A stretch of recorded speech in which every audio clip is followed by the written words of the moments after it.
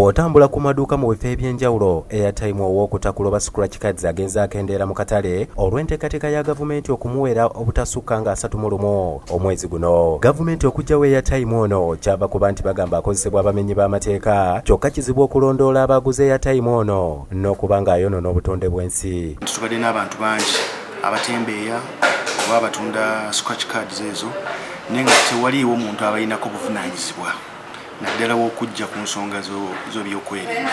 Ibrahim Boso omukungu mu UCC agamba nti baakoze okunoonyereza ne bakizuula nti okuweera airtime ono tekigenda kukosa kinene bannayuganda newankubadde akkiriza nti waliwo abagenda okufiirwa emirimu gyabwe. Abantu bangi badde bamukozesa, so ne tutuuka ne tugamba nti okuba nti nno twongera okuzingazinga sekita yaffe ya communication tugiwumbe tube nga tulina traceability, tusobola okumanya ani akozesa airtime, ani amutunze, amutundiddewa.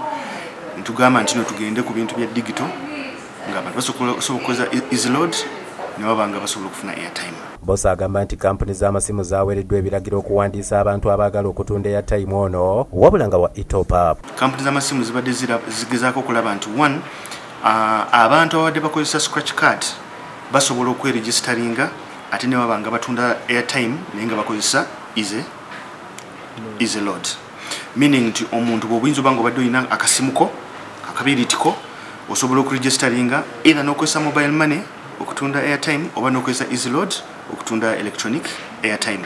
Engula ya airtime empya eno yakukosa nnyo abantu naddala abatasobola kukozesa tekinologiya n'ab'omu byalo. Airtime bw'anaavaawo abantu bajja tandika okubonaabona. Wali abantu abadde nga bakozesa airtime kati nga bamama baffe mu byalo ng'asobola okugenda n'atuma akaana n'agamba genda ondeetere wali ka airtime ka 5. Kati ekyo tekikyasoboka. Olaba kati si buli muntu yenna nti abeera ne ssente ku mobile money. Bo abakozesa airtime be twogeddeko nabo bagamba enkola empya tebannagitegeera. Okagula n'okalowale katadde mu nsawo ng'ogenda ewala. Tukikola amakulu otakulira ebyo gy'obuulaze naye kati bino byaleese kutukaluubiriza. Naye kati bino ebyo bye baleese bye bakoperedde wano tebijja kukolako ku bantu abayivu. Okitegeera ate si buli muyivu nti ategeera nnyo.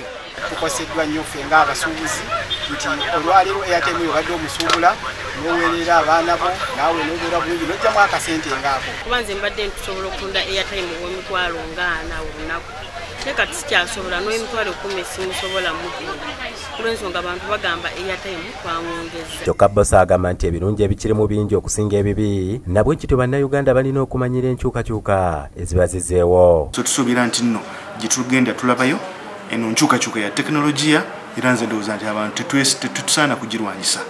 Muhumuza ne Geofrey Lubega bakusakidde eggule lino ku lwa Bukedde TV.